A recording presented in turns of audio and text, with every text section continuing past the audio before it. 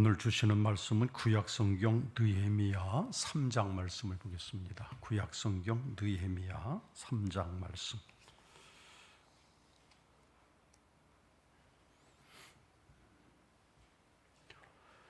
느헤미야서 3장 1절부터 5절까지 말씀입니다. 728쪽 느헤미야서 3장 1절부터 5절까지 말씀을 찾으셔서 교독을 하겠습니다. 그때의 대제사장 엘리야십이 그의 형제 제사장들과 함께 일어나 양문을 건축하여 성별하고 문짝을 달고 또 성벽을 건축하여 함메아 망대에서부터 하나넬 망대까지 성별하였고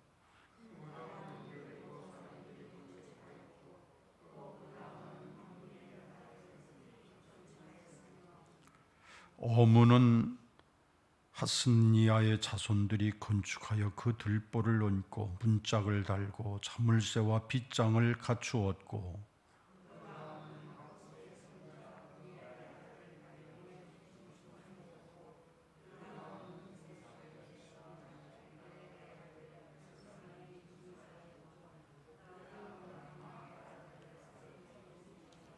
우리 다 함께 그 다음은 드고아 사람들이 중수하였으나 그 귀족들은 그들의 주인들의 공사를 분담하지 아니하였으며. 아멘. 5절까지 말씀입니다. 기도하겠습니다. 하나님, 오늘도 우리를 부르시고 거룩한 성전에 머물러 주님 앞에 오늘도 예배케 하심을 진심으로 감사를 드립니다.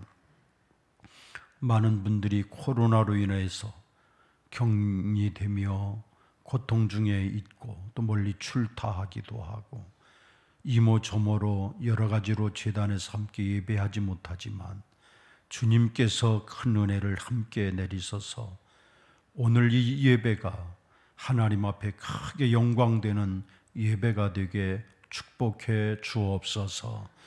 우리의 심령들을 주님이 살피셔서 마음의 상처를 깨끗이 씻어주시며 마음속의 고민들이 해결되게 하시고 내 마음속에 얽매여 있던 것들을 풀어지게 하셔서 참 자유한 마음으로 주님을 온전히 예배하고 영접하는 은혜가 있게 축복해 주옵소서.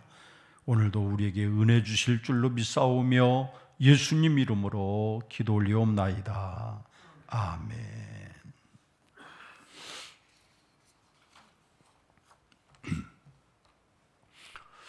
해마다 12월 첫 번째 주가 되면 12월 첫째 주에는 우리 교회가 이 땅에 세워진 그런 교회 창립 기념주일이 12월 첫 주일입니다. 금년에는 우리가 벌써 창립 16주년이 되는 그런 은혜로 다음 주 12월 첫 주일을 맞이하게 될 텐데, 그래서 오늘은 교회에 대한 이야기를 좀 여러분과 함께 나눴으면 좋겠습니다. 우리 교회가 지금까지 16년 전에 세워져서 16년 동안 오는 동안에 참 많은 우여곡절이 있었습니다.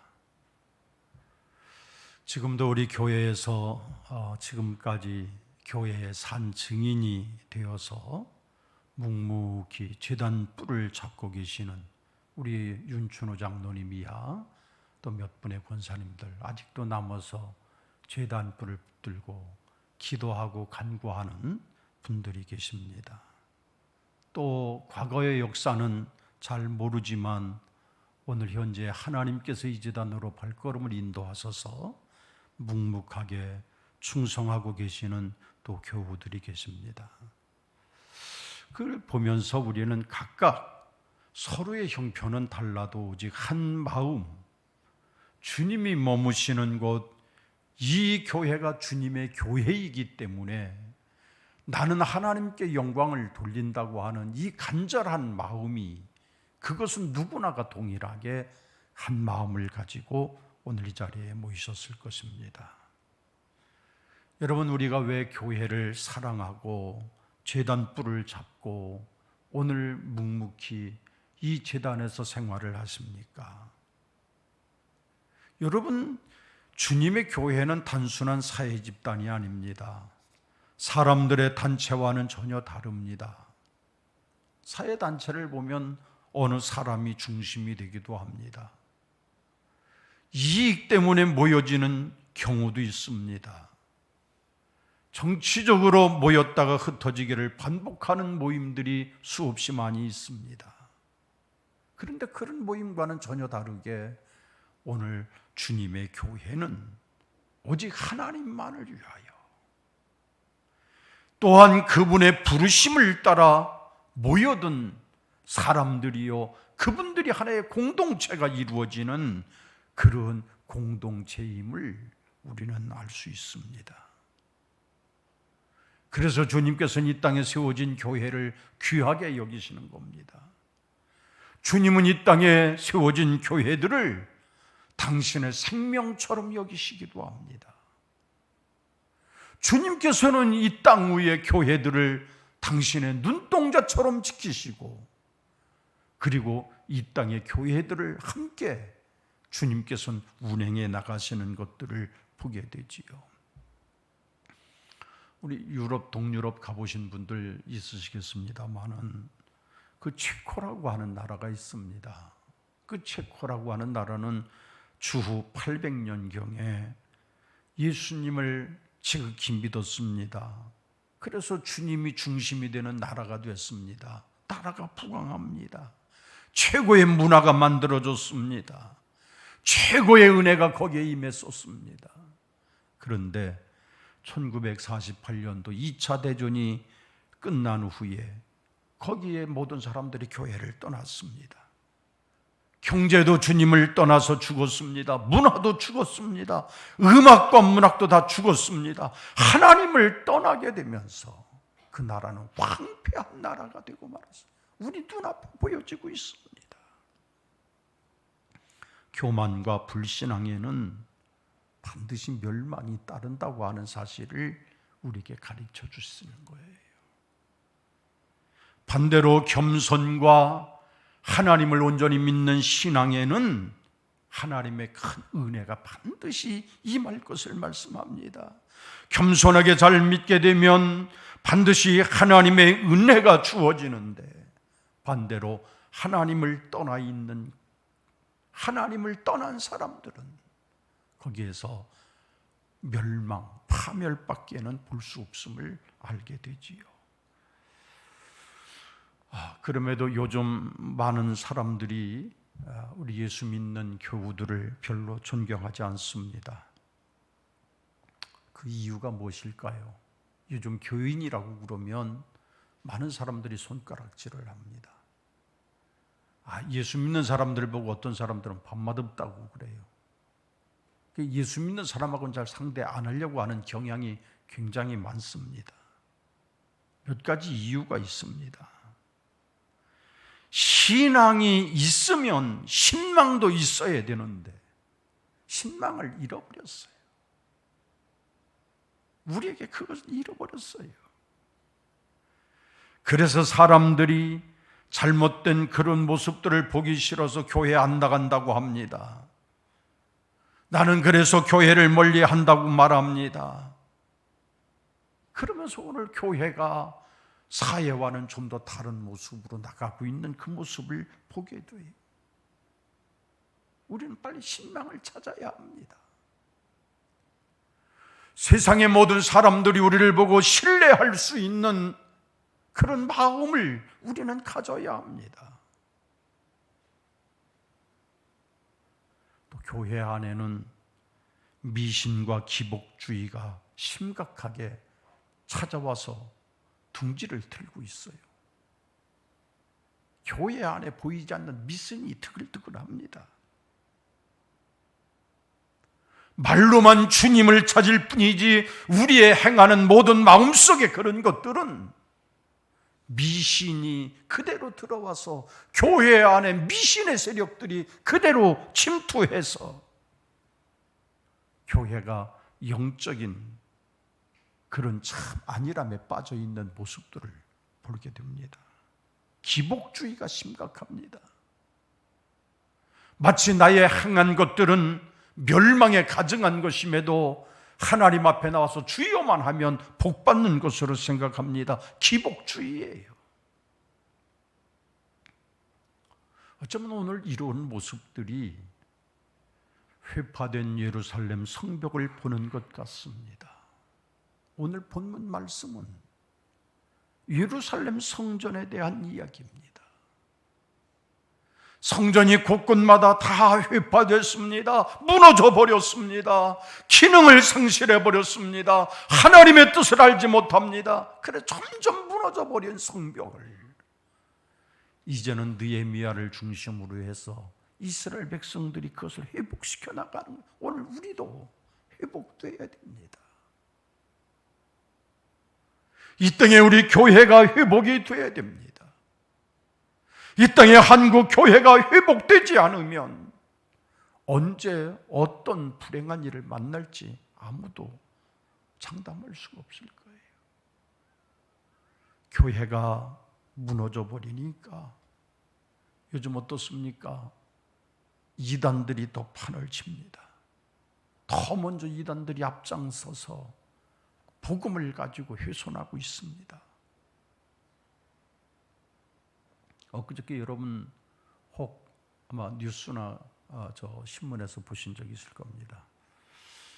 대구에서 대구 스타디움에서 그 신천지가 뭐 10만 몇 명이 수료를 하고 그 스타디움에 꽉 모여 찼어요. 전국에서 모여들어서 꽉 찼습니다. 정말로 성경을 바로 안다면, 성경을 조금이라도 하나님의 시점에서 이해한다면 그것이 잘못된 줄 알면서도 많은 사람들이 거기에 현혹되고 빠져있고 그래요. 저는 그 원인이 무엇일까? 우리 교회들이 신망을 잃어버리고 교회 안의 미신들을 그대로 수용해버리고 복음보다는 기복주의에 빠져있는 오늘의 교회에 도전하는 그 모습이라고 저는 보여요. 우리가 바로 서지 않으면 안 됩니다. 우리가 이 땅에 바로 서지 않으면 우리의 영혼은 망하게 되는 거예요. 오늘 본문은 성벽 재건에 나서는 이스라엘 백성들의 모습을 잘 보게 됩니다. 여러분 성경을 오늘 3장을 마지막 절까지 읽지 않고 그저 오늘은 5절까지만 읽었는데 이 말씀 마지막까지 보면 참 반복되는 부분들이 많아서 때로는 지루할 수 있어요. 그런데 그 내용 속의 의미가 얼마나 큰지 모릅니다. 저는 다음 주일이면 우리 교회가 창립 16주년이 되는데 참 많이 뒤돌아보지요.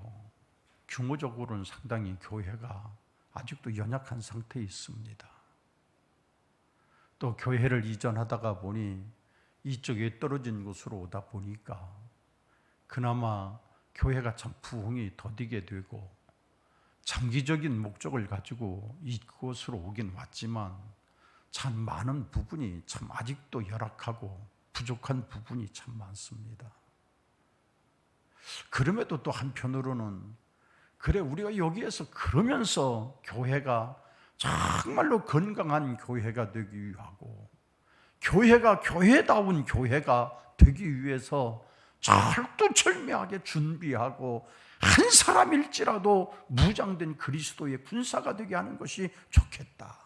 이런 생각을 가져보면서 한편으로는 너무 감사하고 한편으로는 16년 동안 우리가 수없이 많은 세월을 눈물로 보내왔지만 크게 부흥된 모습은 보이지 못하니까 또 마음이 안타깝기도 하고 여러 가지 그런 마음들이 서로 교차하고 있는 것을 보게 됩니다.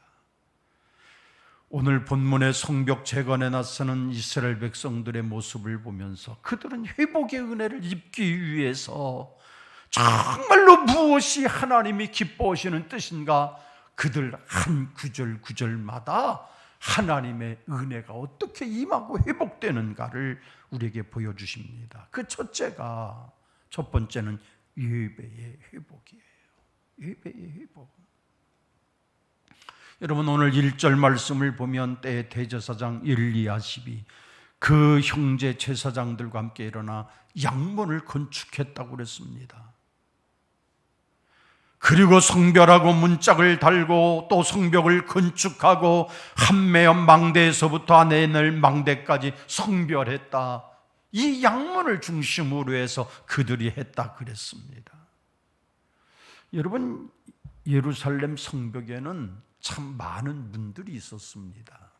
참고적으로 말씀을 드리면 1절에는 양문이 있었다고 그럽니다. 이 양문은 뭔가요?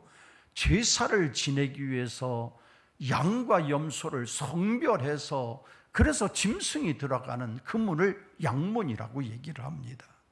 또 3절에 보면 어문이라고 하는 것이 있는데 물고기를 들여오는 문이었습니다.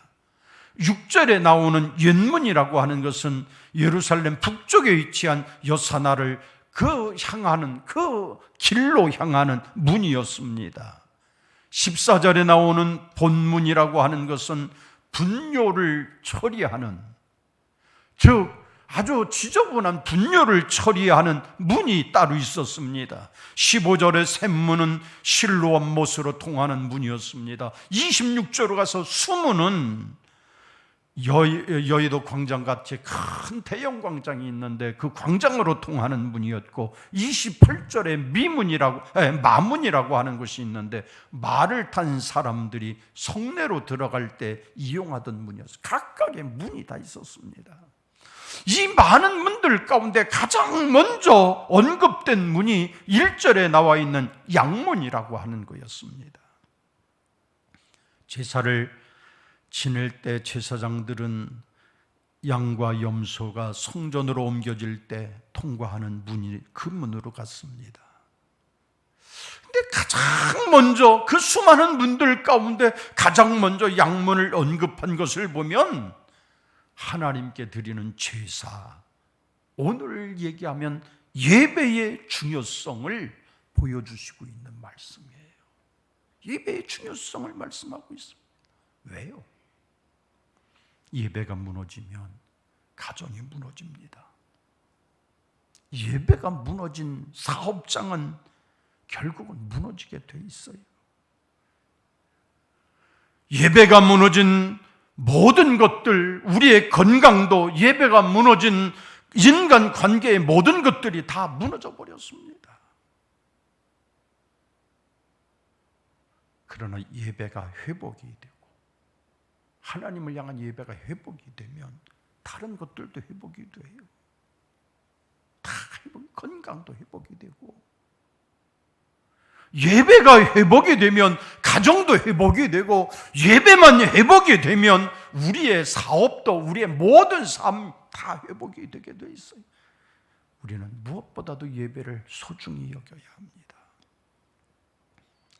구약시대 제사장들은 하나님께 예배하고 제물을 드릴 때 흠없는 제물을 드렸다. 그걸 강조하고 있습니다. 흠없는 제물을 드렸습니다.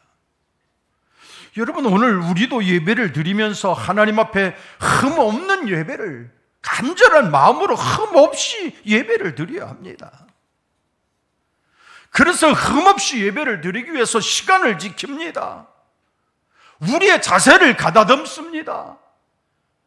평일날 입던 옷을 갈아입고 하나님 앞에 새로운 각오로, 그래서 옷도 갈아입고 나옵니다. 예배에 집중하게 됩니다. 예배가 하나님 보시기에 아름다운 예배가 되기 위해 흠없는 예배가 되어야 됩니다. 오늘 양문을 제일 먼저 언급한 이유가 어디 있겠습니까? 여러 가지 이유보다도 양문을 언급한 것은 예배가 그렇게 중요한 거예요. 나를 구별해 드리는 거예요. 나를 하나님 앞에 온전히 묶고 드릴 수 있는 하나님과의 관계가 이어지는 그것이 여러분 예배입니다. 예배예요. 우린 예배의 회복 위해서 힘써야 됩니다. 때론 예배를 드릴 때 마음을 열고 진지하게 예배를 드려야 됩니다. 가끔 가다 보면은 그런 이야기들을 가끔 듣습니다. 목사님, 어느 목사님 보면 아주 예배 시간이 얼마나 재미있는지 이 개그맨들은 저리 가랍니다. 그냥 웃다 그러다 교회 떠나가 온다는 거예요. 아, 그러냐. 근데 여러분, 이 개그하는 것과 설교는 다릅니다. 그건 달라요. 예배는 하나님 앞에 마음을 열고 진지함으로 살아계신 하나님을 향하는 것입니다. 말씀을 통해서 소중한 진리를 깨닫습니다. 사랑과 희망으로 가슴이 뜨거워지고 성숙된 생각과 태도가 생겨지게 되고, 그러면서 무너졌던 부분이 하나하나 회복이 되고, 그래서 하나하나 회복되어질 때 그 마음속에 은혜가 임하게 되는 거예요. 은혜가. 그게 은혜예요. 교회는 우리가 적당하게 세상적 이익을 위해서 오는 것이 아닙니다.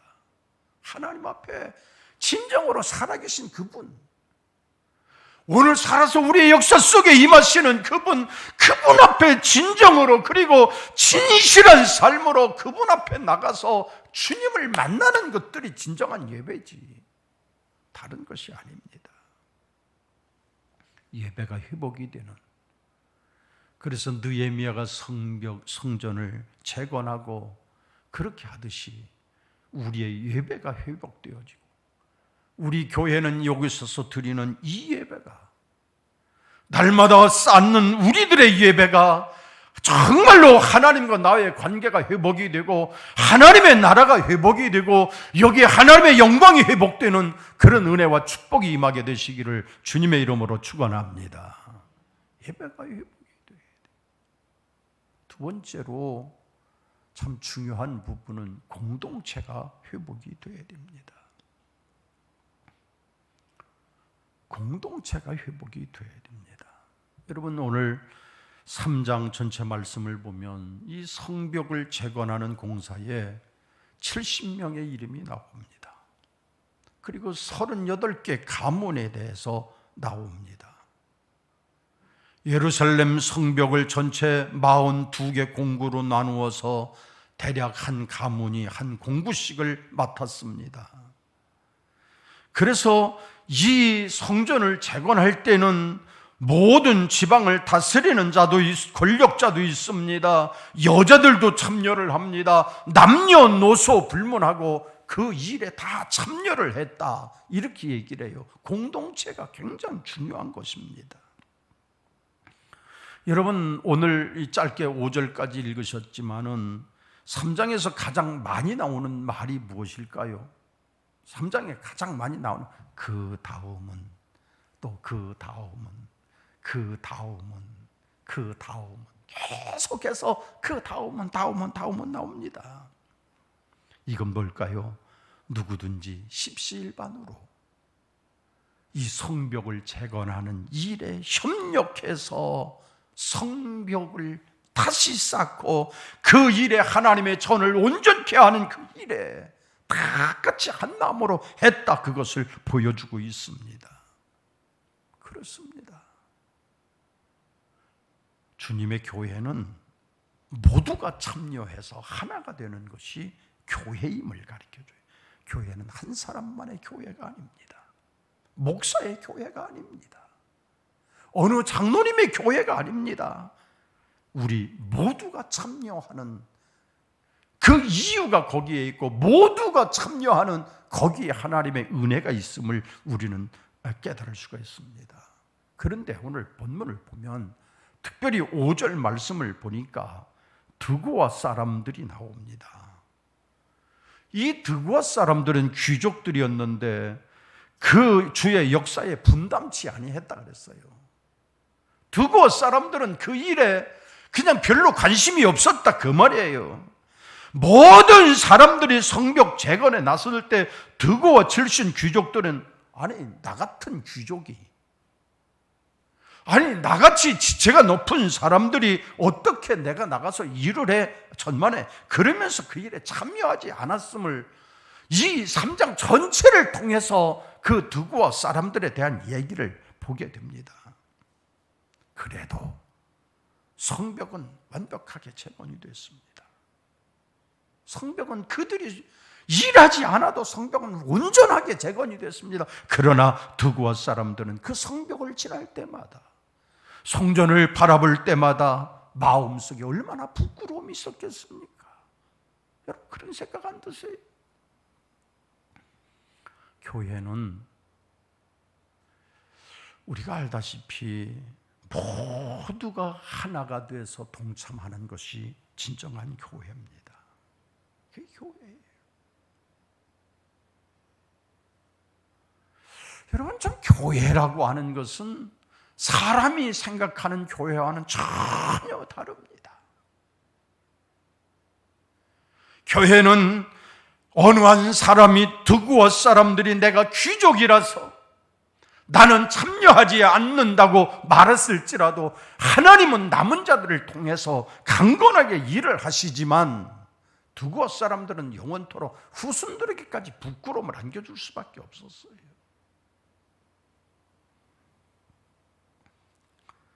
교회는 세상과 다릅니다. 비천한 일을 때로는 할 때가 있습니다. 때로는 평지로 내려가서 동고동락하면서 어울릴 줄도 알아야 합니다. 때로는 무거운 짐을 질 때도 있습니다. 왜 나 혼자 이런 일을 하나? 때로는 원망 섞인 마음으로 할 수도 있습니다. 그러나 교회는 모두가 한 마음이 돼서 하나가 되는 것, 이것이 진정한 교회예요. 이 진정한 교회예요.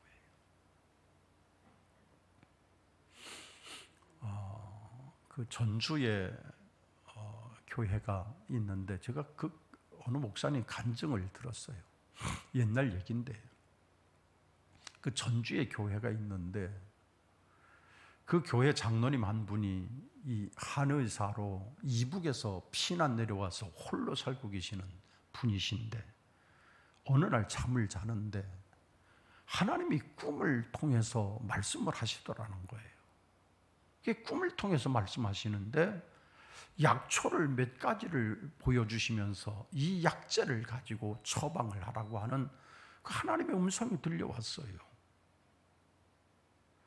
그때는 이름 모를 전염병이 그냥 옆에 막 퍼져나가고 약도 없고 뭐 엄청난 그런 고통이 말로 다 할 수가 없었다고 합니다.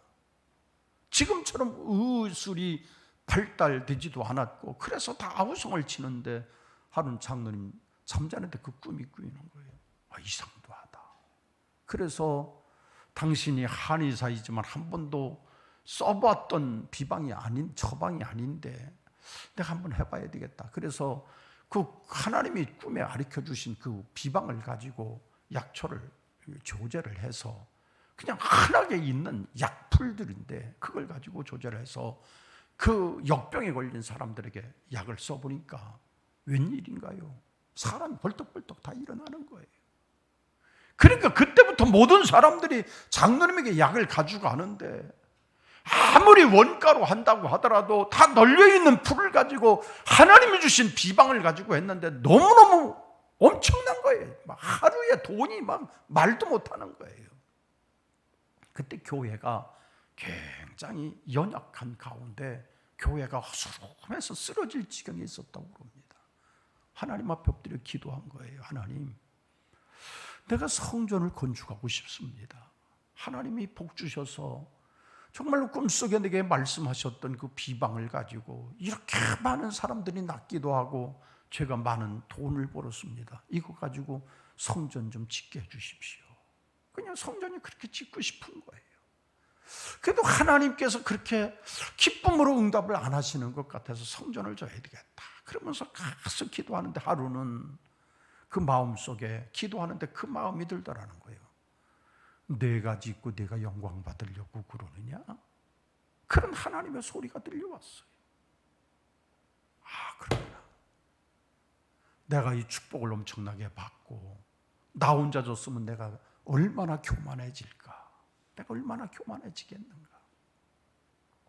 그래서 그때부터 그 장로님이 그 교회에 가장 어려운 사람마다 어려운 사람들 찾아가서 몰래 돈보따리를 싸다가 문 앞에다 뒀다는 거예요. 그래서 새벽기도 나오기 위해서 문을 열고 나와 보니까 보자기에 무언가 뭉치가 하나가 있는데 풀어보니까 다 돈이에요. 그래서 거기에 편지를 한 장 써놨습니다. 이것은 하나님께서 주신 것입니다. 유용하게 사용하시고 주님의 영광을 위해서 사용하시면 참 감사하겠습니다. 그리고서 돈보따리를 갖다 놓고 나와 보니까 돈이에요. 주인을 찾을 수도 없어요. 그래서 그때 교회가 허술해지니까 가장 가난한 분이, 그 교회에서 가장 가난했던 분이 그것을 보고서 이게 얼마나 감사한 일이냐, 그걸 보따리째 가지고 와서 교회에다 건축금을 했어요. 그랬더니 교회가 다 놀랐습니다. 한 끼 근근히 먹고 살아가는 저 사람이 어떻게 이렇게 이 일을 했는가. 그래서 모든 사람들의 마음속에 바짝 그분을 통해서 하신, 우리도 동참해야지, 그러면서 막 동참을 하기 시작하는 거예요. 그래서 교회가 완전히 변화가 되고, 그때 그 장로님이 목사님에게 이 얘기를 했다는 거예요. 목사님, 제 소원은 우리 교회가 동양에서 제일 큰 교회를 좀 졌으면 좋겠습니다. 우리 성도들이 다 이렇게 합심해서 동참하는데 나머지 금액은 다 제가 무명으로 다 책임을 지겠습니다. 목사님 허락만 해 주십시오.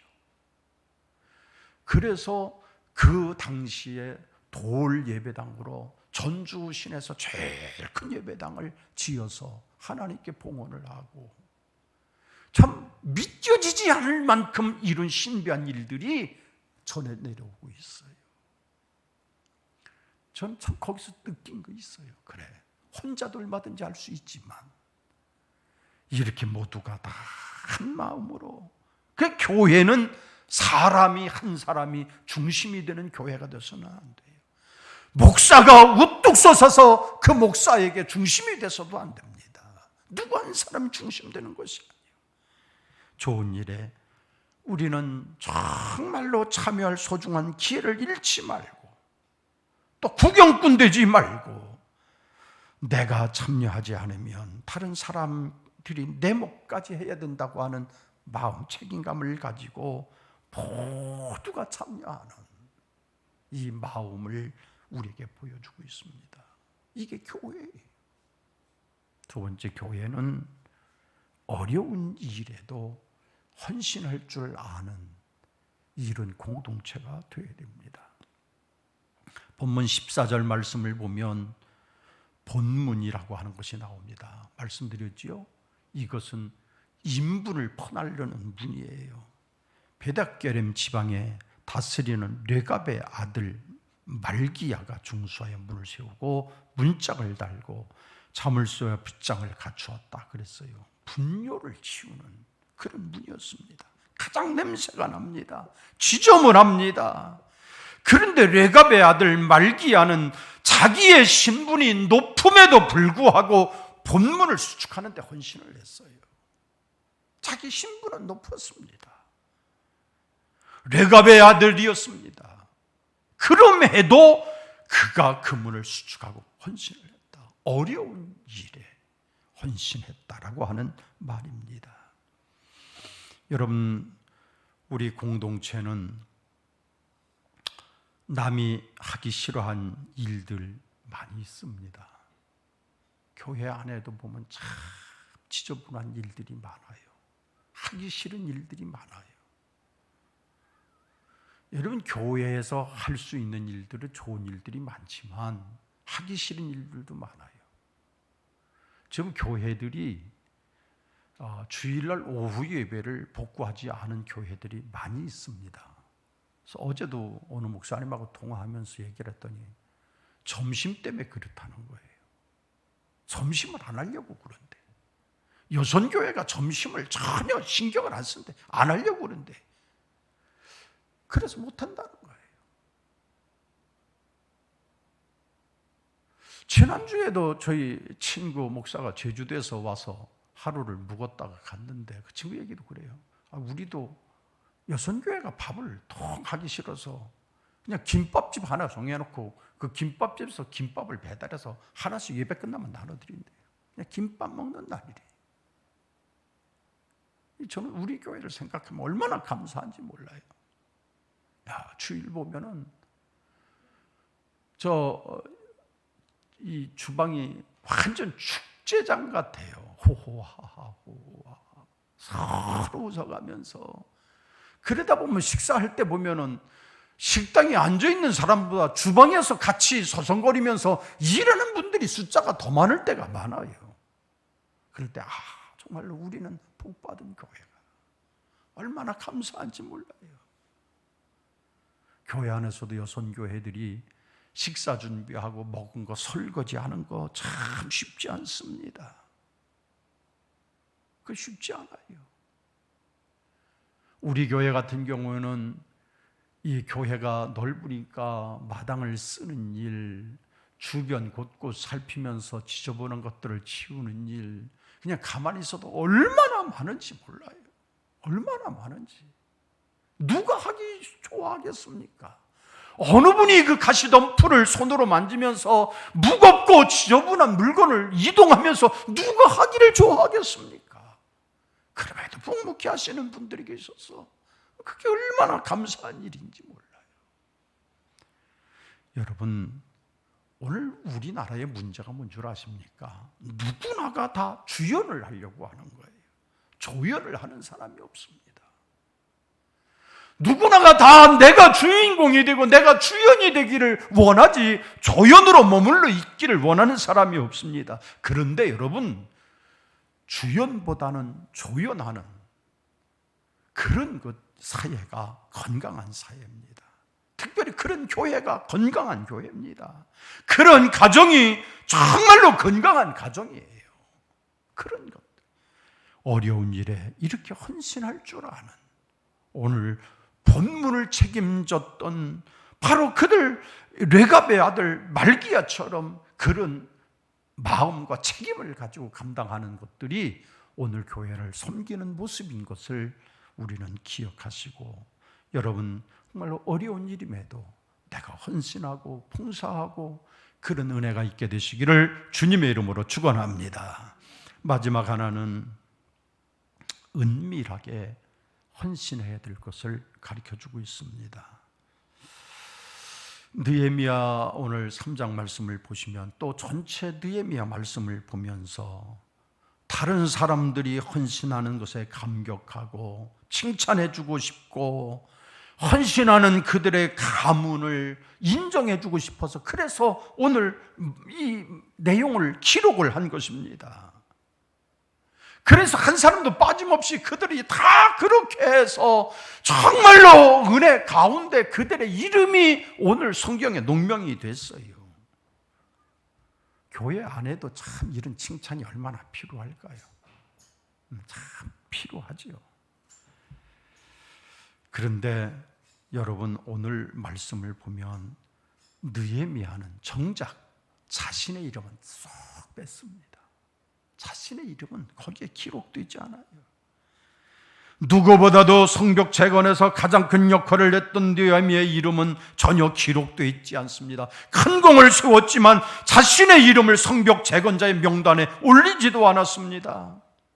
그의 마음속에는 주님, 이 일을 제가 한 것이 아닙니다. 하나님이 하셨습니다. 그 마음을 가지고, 그리고 이 모든 일은 내가 한 것이 아니라 우리 옆에 있는 그분들이 다 하셨습니다. 다 하셨습니다. 그러면서 자신을 감추었던 느헤미야의 모습을 보면서 성전의 일은 이렇게 은밀한 중에 헌신하는 것임을 우리에게 가르쳐주고 있습니다. 여러분, 오늘까지 우리 교회가 여기 오기까지 저는 그래요. 여러분들 한 분 한 분이 다 때마다 하나님은 그때 필요한 일꾼들을 보내주셨습니다. 전혀 상상할 수 없었던 그때에 바로 하나님의 일꾼들을 보내주셔서 그때마다 하셔서 우리 교회가 지금 이만큼 됐어요. 지난 화요일 날 제 대학 신학교 동기 목사님들이 여러 분 오셨었어요. 네 분에서 여러 분 오셨어요. 제주도에서도 오고 서울서도 오고 원주서도 오고 사방에서 다 목사님들이 모였어요. 그래서 저 다 모여서 참 기쁨으로 서로 나누는데, 첫째는 이제 우리 연배쯤 되니까 목사님들이 병이 많이 들어있어요. 암 걸려서 항암 치료도 하고, 또 추적 그 항암제를 써서 고통 중에도 하루하루 버티는 분도 있고, 또 이제 은퇴를 이제 많이 남겨놓지 않은 상황이니까 여러 가지 마음의 근심과 걱정도 있는 분도 있고, 참 저마다 다 그래서 하룻밤들을 자고 그리고서 여기서 갔어요. 그러면서 한결같이 제 친구 목사님들이 하는 얘기가, 어쩌면 교회가 이렇게 아름다우냐, 아니 어떻게 이렇게 교회가 아름답게 이렇게 이 구석에 있는지 모르겠다고. 지금은 어려워도 조금 후가 되면 교회가 빛이 날 날이 올 것 같다고. 그러면서 저마다 위로를 해주고 격려를 해주고 축복을 해주고 그래요. 그러는데 그때 마침 우리 교회의 집사님들이 오셔서 막 또 이것저것 막 하시고 계시는 거예요. 제가 그래서 저분들 때문이라고, 저분들 때문에 우리 교회가 이렇게 아름다워졌다. 구석구석마다. 정말로 저는 교회당에 들어와도, 교회당 밖을 나가도, 어디를 보아도 사람의 손때가 묻지 않은 곳이 한 군데도 없잖아요.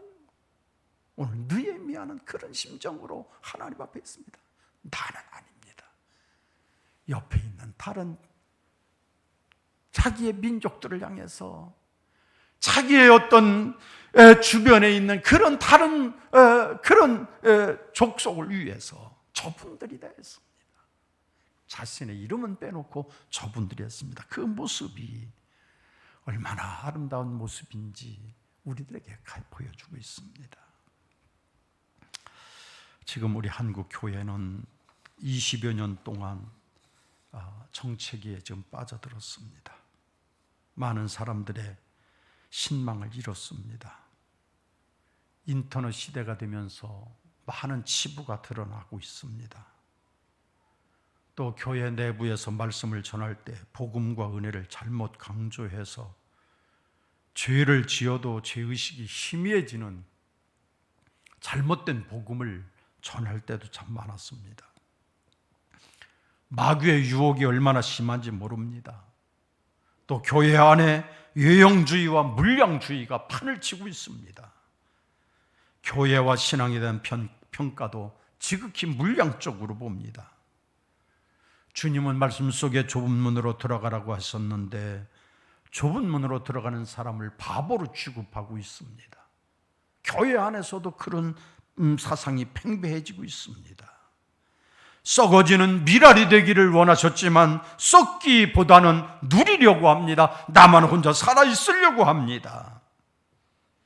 우리는 다시금 회복하기 위해서 예배와 기도에 힘쓰고 사명감을 가지고 노력하고 하나님이 기뻐하시는 참된 성전을 만들어가는, 그래서 제단불을 잡고 마지막까지 나가셔서 하나님의 영광이 여러분에게 가득함을, 그래서 나와 내 후손들에게까지 주님의 영광이 넉넉하게 임하게 되는 이런 축복이 우리 모두에게 가득해지기를 주님의 이름으로 축원합니다.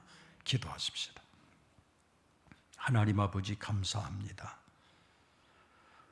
오늘 교회에 대한 말씀을 나눴습니다.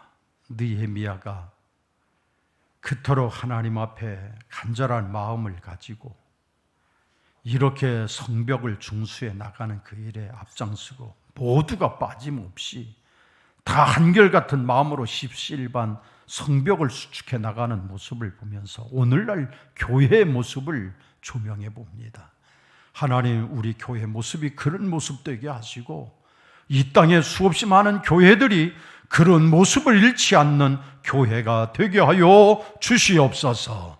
예수님 이름으로 기도 올려옵나이다. 아멘.